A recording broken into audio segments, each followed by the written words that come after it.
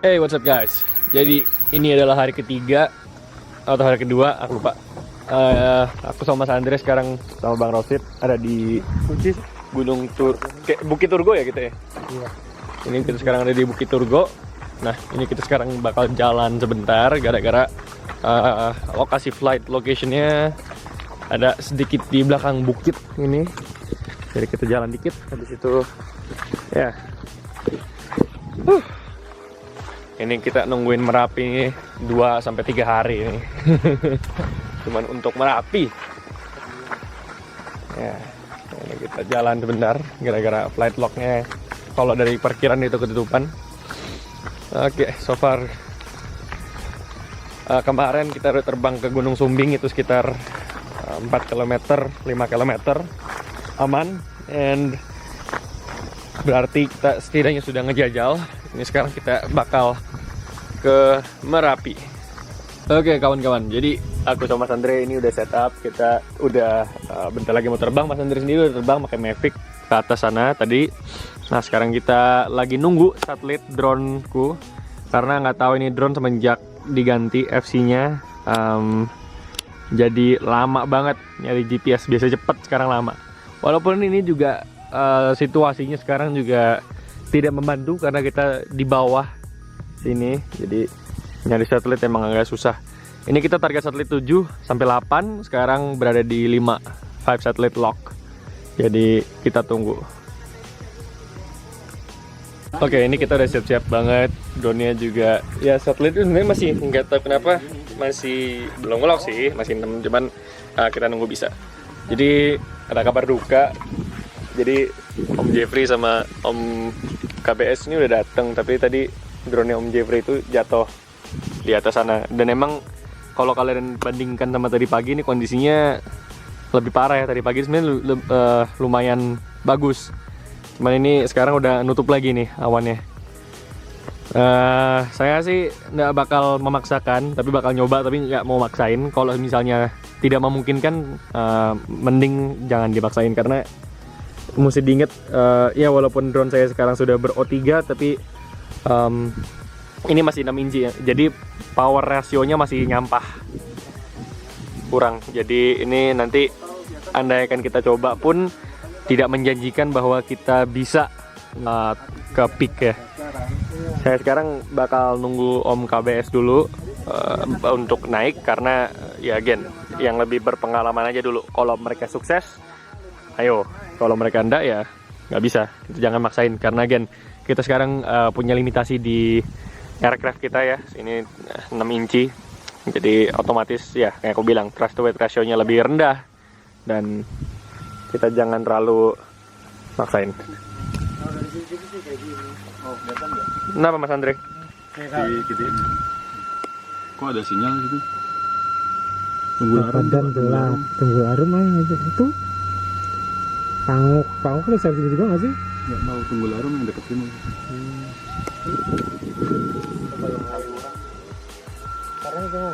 Satelit masih 6.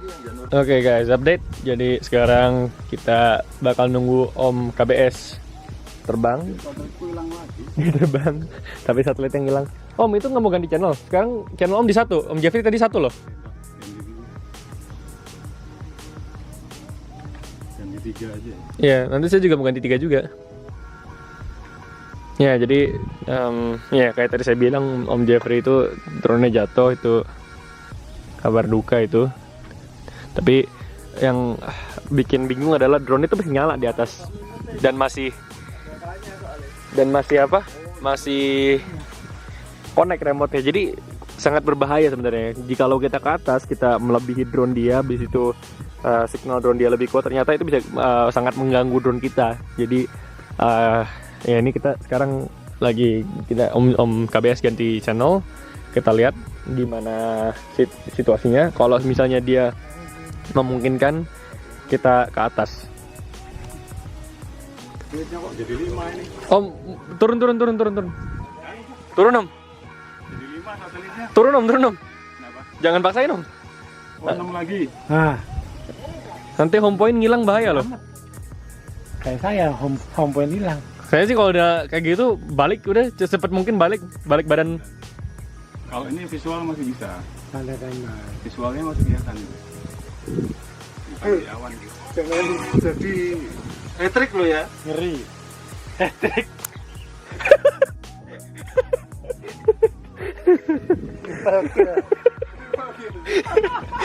Baru double kill ya. Kurang aja.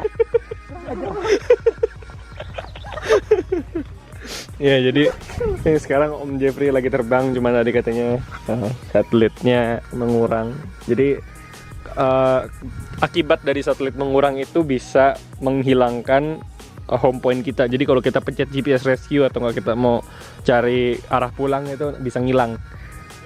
Nah, ini emang situasinya emang ya tidak friendly. Emang ini awannya kayak gini. Dari kemarin juga kita tungguin juga kayak gini. Again, drone-nya Mas Andre, Om KBS dan Om Jeffrey itu 7 inci. Jadi saya rasa trust to weight ratio lebih baik. Trust to weight ratio-nya itu lebih baik di 7 inci.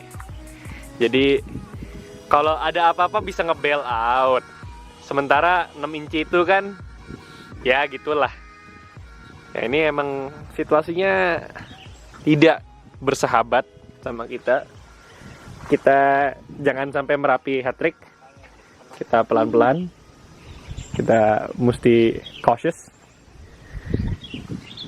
Cautious itu harus, kita berhati-hati, jangan gegabah. Cerah ya nih Om. Enggak. Ini Tenang di situ. Ya sini terang, cuman waduh. takut GPS hilang aja.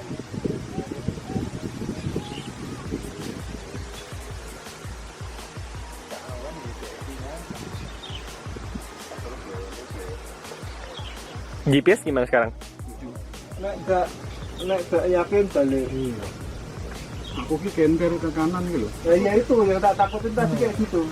Soalnya kan aku tadi masih ngepit. Ini bro, tak tarik ke belakang. Tak tarik ke belakang, tak gas ke atas. Malah backflip. Kan nggak kelihatan. Ya. Ada orientasi. Kabut ya. Artificial horizon. Ya, kejadiannya sangat cepat tuh. Tadi sih telat rescue aja.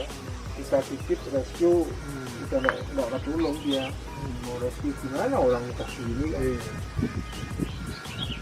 Sekarang Om KBS lagi menuju ke atas. Kayaknya dia lagi kerja ngobrol. Ya kelihatan lagi konsentrasi berat ya. Jangan diganggu. Oke, ini jadi update situasi. Drone-nya sebenarnya sudah siap banget ini. Tuh dari udah siap. Cuman ya itu, kita jangan memaksakan situasi, jangan memaksakan keadaan. Jangan sampai Sampai kayak saya. jangan sampai kayak Mas Andre. Jangan sampai Merapi memakan korban drone lagi. Basah kuy. Oke, jadi tadi Om KBS sudah drone-nya udah balik. Ya sekarang Mas Andre bakal terbang. Saya masih mikir-mikir ya ini apa terbang nggak ya gara-gara ya gitu awannya. Jadi kalau saya terbang itu memberanikan diri itu. Ya. Tapi rencananya Om KBS bakal terbang lagi kayaknya. Ya, saya nunggu aja. Kalau beliau terbang lagi berarti saya terbang beliau. Habis beliau aja. Kita jangan memaksakan. Anak bawang kita ini.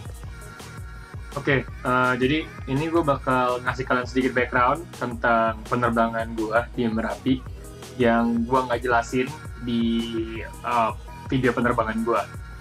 Jadi sebenarnya di kesempatan kali ini tuh gue terbang sebelum Om KBS, sesudah Mas Andre sebelum Om KBS. Jadi ini sebenarnya gue terbang tuh dalam keadaan nggak pasti. Kenapa nggak pasti? Karena ya kalau kalian bisa lihat di awal itu, di depan itu awannya masih berbentuk tirai ya. Jadi sebenarnya nggak ada niatan untuk sampai puncak ataupun nembus, karena udah ada 2 drone yang tewas atau yang gugur di gunung ini. Jadi emang yang aku prioritasin adalah gimana caranya drone-nya balik. Dan juga mengingat sebenarnya habis trip ini tuh aku ada job yang membutuhkan drone 6 inciku itu masih hidup. gitu. Itulah mengapa di sini saya hati-hati banget. Sebenarnya saya nggak, kayak saya bilang tadi, nggak ada niatan ke puncak. Saya cuman coba aja dulu. Kalau misalnya nyampe, bagus. Kalau tidak memungkinkan dan beresiko, saya langsung mundur. Saya nggak mau ambil risiko sama sekali. Jadi bener-bener ini tuh cuman ngetes saja. Oke. Jadi di sini tuh saya sudah mendekat ke Merapi. Ini udah di sekitar bawahan. Nah, kata orang-orang di bawah, dengan kata orang-orang yang sama aku, kayak Mas Andre, Om KBS, sama Om Jeffrey, itu dia udah bilang, oh ini di atas cerah. Jadi di sini mereka kasih saya instruksi untuk naik drone-nya supaya drone-nya itu climb up aja. Karena Mas Andre sendiri nggak yakin kalau drone-ku ini mampu untuk lewat awan, dan aku pun nggak mau ambil risiko itu. Karena melewati awan itu sesuatu yang riskan ya. Jadi di sini kalian bisa lihat, ini saya lagi punch out atau lagi ke atas. Itu supaya langsung kelihatan aja puncaknya.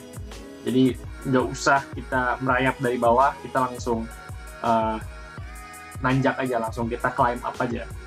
Emang dari sini saya juga sedikit skeptis karena ya kayak kalian bisa lihat ini masih awan, dan tadi saya di video awal sempat bilang kan saya pakai 6 inci, jadi rasio dorongnya tuh kurang, thrust to weight ratio-nya tuh kurang, ini bisa kelihatan. Nah ini di sini drone saya emang kalau naik itu lambat, jadi dia nggak secepat 7 inci. Mungkin kalian bilang gitu, kenapa nggak gasnya ditambahin 100%? Ya nggak bisa gitu, karena ini kita pakai baterai Li-ion, lithium ion, yang nggak bisa digeber baterainya. Beda sama LiPo. Jadi emang mesti pelan-pelan banget. Kalau kita sampai geber, baterainya panas, bisa meledak. Atau nggak ya bisa terjadi hal-hal yang tidak diinginkan. Nah di sini kita sudah mulai untuk menanjak di atas awan. Di sini sebenarnya saya udah mulai optimis juga ya, karena itu udah kelihatan pucuknya, dia cuma tercover sedikit aja. Jadi di sini pun saya sudah lumayan optimis bahwa kayaknya bisa nih. Cuman aja masih sangat-sangat berhati-hati karena saya tidak mau ambil risiko sedikit pun. Karena ya itu, drone-nya ini sangat berharga buat saya. Dan mesti diingat juga, ini kan saya masih mahasiswa, jadi belum punya penghasilan, nggak kayak Om KBS, Om Jeffrey, atau Mas Andre yang mereka kan udah orang dewasa, mereka udah punya mata pencarian sendiri, walaupun mungkin di luar YouTube gitu contohnya. Kalau saya kan masih belum punya, jadi di sini saya bener-bener hati-hati. Nah ini kalau kalian lihat, ini signal Google-nya kuning, cuman jadi ternyata digital itu selama masih di atas 5 Mbps masih aman. Jadi di sini kita jalannya hati-hati, tapi masih maju, tapi jalannya hati-hati, keep and cautious. Gitu guys, udah nembus awan atau udah keluar dari dari range awan ya. Nah ini kita di sini bisa melihat drone-nya, kawahnya ini clear sekali, pucuk kawahnya ini clear sekali. Nah ini saya emang happy di sini, dan kawan-kawan di bawah juga bilang, oh ini kayaknya rezeki saya, rezeki Sky, rezeki Marcel, karena emang ini timingnya pas aja. Ini nggak direncanain ya, karena mungkin kalau lihat di video Om KBS, Om Jeffrey, atau Mas Andre, ini di atas ini sangat berawan, tapi di punya saya ini clear. Saya sebenarnya di sini sempat ragu, sempat tadinya mau balik lagi, tapi kata Mas Andre jangan, ya dia juga greget juga ya, pokoknya kayak ini udah dikasih clear kok, mundur. Jadi saya dipaksa atau dibilangin untuk terus maju. Nah ini kita bentar lagi mendekat ke kawah. Ini saya extremely happy, walaupun again kita masih sangat cautious. Nah kalau kalian lihat itu satelitnya juga, saya sangat memerhatikan satelit itu, karena apabila satelitnya ngilang 6, 5, udah itu tanda poin panah pulangnya itu ngilang. Dan kalau udah ngilang ya udah, drone-nya ya nggak bisa balik lagi gitu. Kita di gunung ini kan kita nggak ngapal ya, kecuali emang kita bener-bener sering terbang bolak-balik sampai kita ngapal terrainnya. Cuman kan enggak. Jadi di sini saya juga masih sangat cautious, masih sangat ngecek ini satelitnya gimana. Nah ini kita nyerong ke kiri dikit karena saya diinstruksikan untuk menyerong ke kiri, jangan terlalu ke kanan. Karena kenapa? Ada, mesti diingat Bukit Tergo itu yang tempat saya terbang itu ada 2 bukit ya. Nah itu jangan sampai kehalang 2 bukit itu. Walaupun sebenarnya di jarak segini udah aman, cuman ya kita dengarkan aja apa kata suhu long range. Jadi ini kita sebentar lagi mendekat. Nah ini juga bisa dilihat baterainya 3,5, 3,6, itu masih sangat aman sekali. Itu completely safe, masih nyaman untuk diterbangkan. Dan ya ini kita terus mendekat ke kawah. Di atas kawah, ini orang-orang di bawah termasuk saya juga sangat senang sekali bisa nyampe kawah. Nah tapi di sini kocaknya gini guys, kocaknya itu Google baterai saya kan, saya pakai Google 2, dia pakai baterai eksternal, jadi saya pakai baterai lipo. Dan di kaki saya itu saya merasa kok baterainya panas. Jadi saya mulai panik karena kenapa? Kan nggak lucu, drone-nya aman di atas, tapi Google-nya mati di bawah. Jadi kita mati konyol.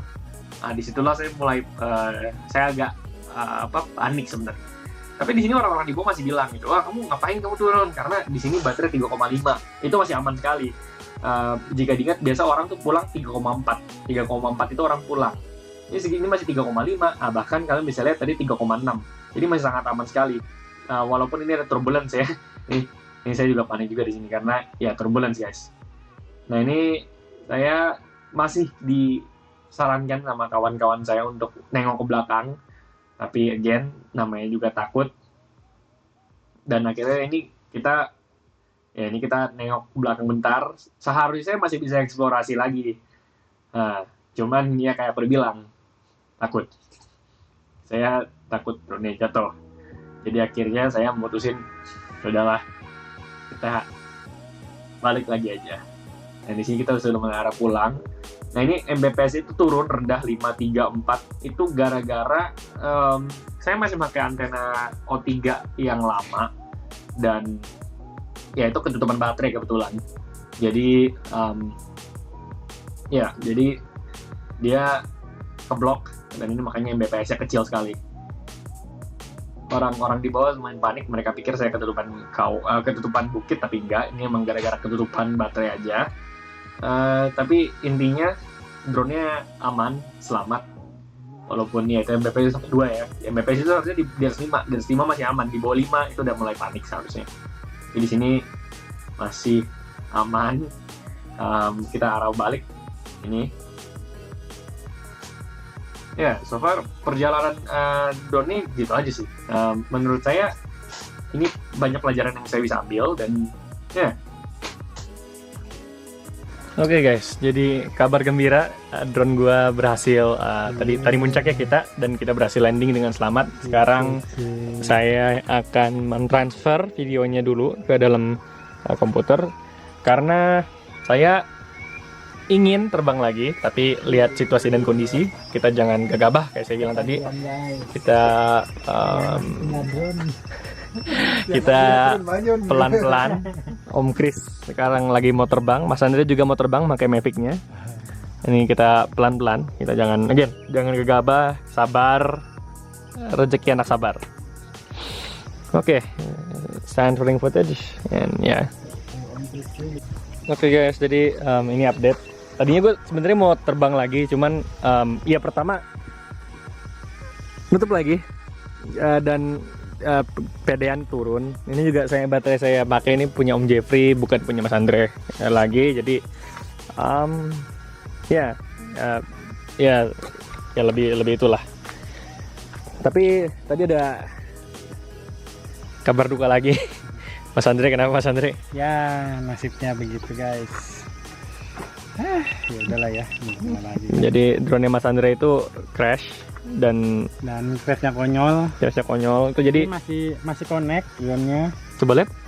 Ya ini masih connect guys. Connect ya. Itu jadi kurang lebih kejadiannya tuh kameranya katanya gimbalnya stuck ke atas. Jadi gimbal biasa gini dia stuck ke atas. Habis Mas Andre dimajuin. Saya juga pernah kejadian lagi pas itu, walaupun saya nggak di gunung sih kejadiannya, kebetulan di resort lagi fokus ituin gimbal. Si jari sininya saya forward. Nabrak lah jadi.